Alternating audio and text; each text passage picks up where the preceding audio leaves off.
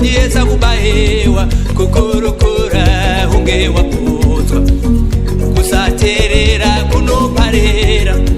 ndanga ndati nzara yangu yapera ndasvika pamuti uzere mahonde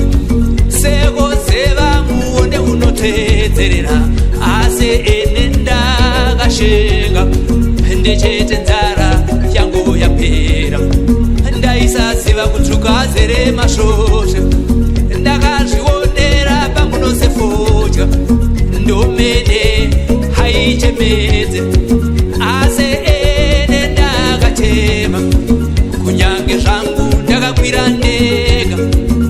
komuonde unozivei ene dai ndakazeva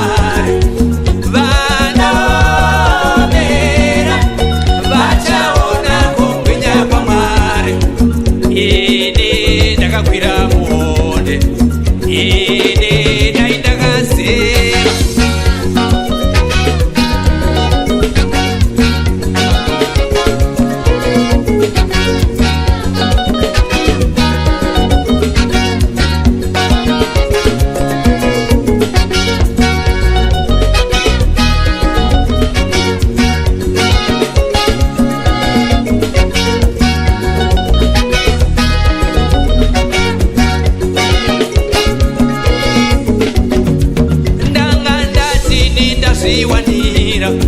wangu anendoro chena wechidiki anotemwa dzichabuda mutuko anodzimarema ine ndakabvisa pfuma muchato wedu inga wakafadza hama dzakapembera dzakatamba dzakafara chaizvo kweso taiziveko kuti kumberi kunerema mberi yakanofira